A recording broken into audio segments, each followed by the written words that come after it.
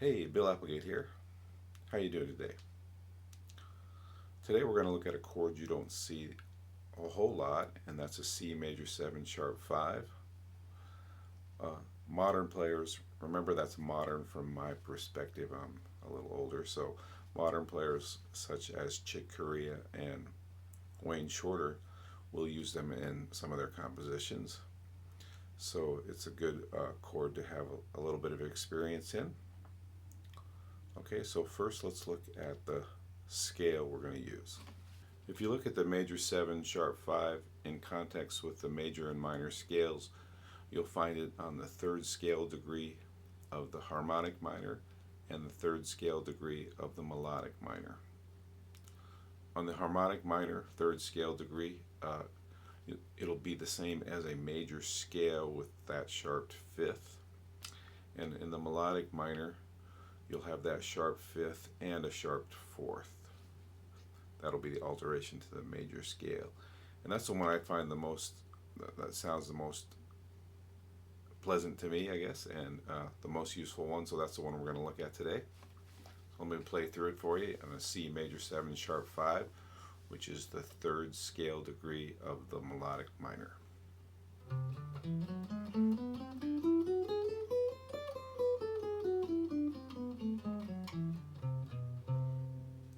Now if you look at this scale closely, you'll notice that if you start on the third scale degree and play every other note, you're going to get dominant 7th arpeggio, in this case an E7 arpeggio.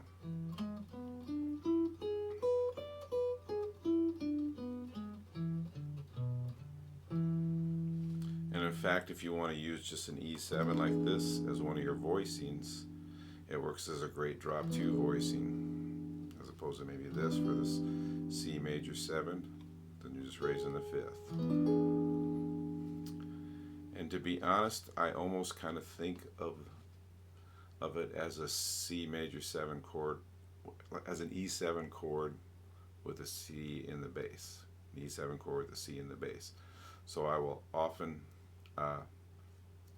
fall back on just using that dominant 7th arpeggio starting on the third scale degree when I see these chords, okay? Especially in a lot of these tunes that it goes by pretty quick, so that's one, to me, one very useful solution to that, okay? Of course, the whole scale is also really good.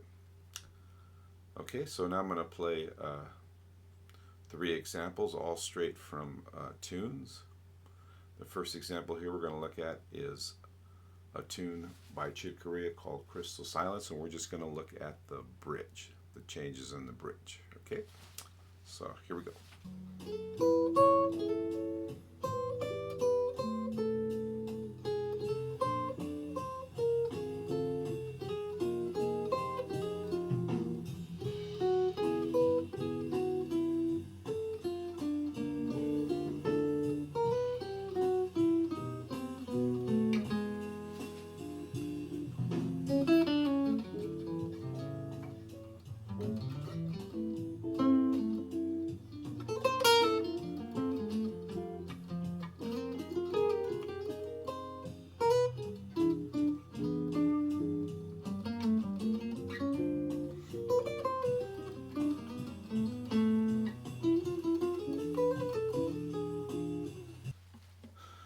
Okay, we start here on a major 7 chord. I'm just using obviously a major scale.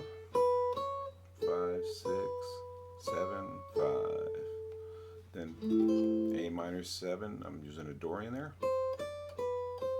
3, 4, 2, 3. 2 is a 9. 2, 3, 4. This is just a passing note to a major 7 chord. The 7th of the B flat major 7. 2, 3, 2. This is an enclosure of the 7th. Okay, then we're going to the F minor 7 with flatted 3rd here. Just an arpeggio, it's a complete arpeggio. Okay, now we're going to the C major 7 sharp 5 chord. So basically, This is the sharp 5, sharp 4, sharp 5, 7, sharp 5, sharp 4, 3. But you can see how it's kind of in that E7 chord too. Okay, and then just like I like to use, probably overuse on a minor 7 chord, which is a B flat major 7 arpeggio. So it makes it, it's like starting on the ninth. Okay, 7th, 3 roots, 7, 5, 9th, 7, 5, flat 3, 5, 7, 9. And then here I used a, I really think of that, when I look at the tune, it has both of these notes in it in the melody. So I'm thinking of that sharp 5 more as a flat 13 and using the E harmonic minor, ending on the 3rd of the E7 flat 9. On that chord too, I would also use the harmonic minor, A harmonic minor in that case. Okay, and then the second time through I just improvised.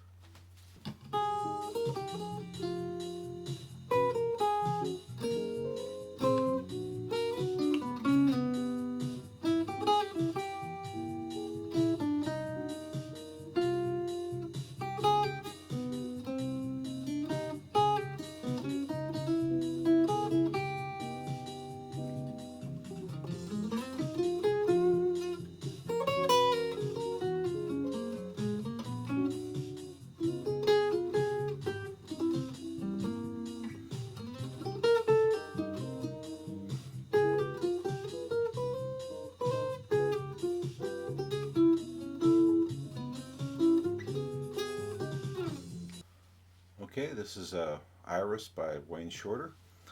Uh, Starting here, just using a Dorian on F minor 7. 3, 4, 2, 3, 2, root. Okay, and then I'm using, for the E, just using the Lydian on both these chords. 5, sharp 4, 3, and then this is the 3rd, 4th. Okay, on the B7 sharp 5. Just kind of an arpeggio with a root, sharp 5, 3rd, flat 9, and then going to the root of the D flat 7, down to the flat 7th. Okay, and the A major 7 chord. Remember, I'm also thinking C7. So it's kind of a C7, and then I have the slip that root in there. That's the A flat root. So it's really sharp 5, 7, root, 7, sharp 5, 7. Then I do an enclosure around the E flat of the C minor 7. 4, 5. Lydian dominator. 5, sharp 11, 9, flat 7. Anticipate the C there. C2, flat 3, then back to the Lydian dominant. Same lick actually. Up to the flat 3rd of the D minor 7. That's marked with a flat 6. That means you would use an Aeolian instead of a Dorian there, which would be an E major kind of. Okay. There's not a lot of time there, so it doesn't.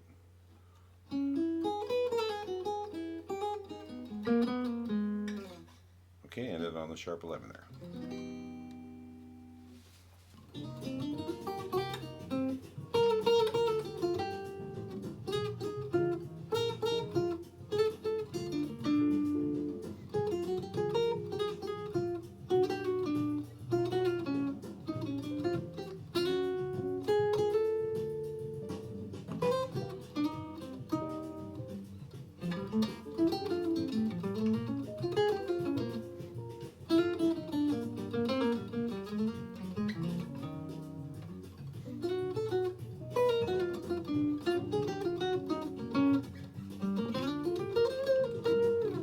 Okay, our last example comes from probably one of the greatest titles in jazz, Prince of Darkness by Wayne Shorter. Okay, so basically for all these minor seventh chords, we're just thinking Dorian.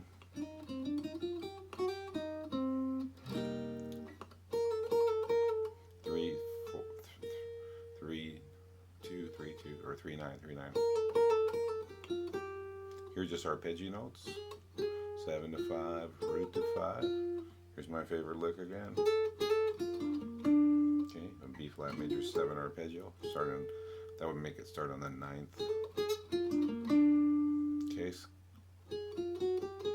so we're gonna do start on the 9th, go to the 7th, and then chromatically back up to that 9th, to the 3rd, back to the 9th. Okay, here I just did if you think of the D chord, kind of sus there, but or you can think of it as the G melodic minor. And since this will be the G flat major, you can kind of think G flat melodic minor, G flat major. Okay.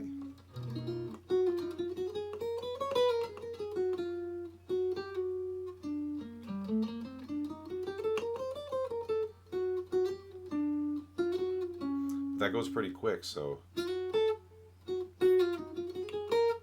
things like that work really well. Okay, just a since it's a 13, it's written in the real book as just the 7th chord, but it's on a G in the melody, so that's why I put it. Go ahead and put it as a 13. Just a mixed leading lick. 3, 4. Okay, landed on the 9th there. Made a nice little walk up to that 9th. Okay, there you have it. I'll look at a major 7 sharp 5 chord. When I looked through the real book, I only found about a half a dozen tunes that even have that, so it's not a really common chord. But if you start playing more of the modern type jazz tunes, remember modern is relative to my age, that chord will come in handy. So being able to use that. And sometimes you can actually kind of fit that over a regular major 7, give you some tension. So you might experiment with that too. Okay, so I hope this was something you can use, and you guys have a great day.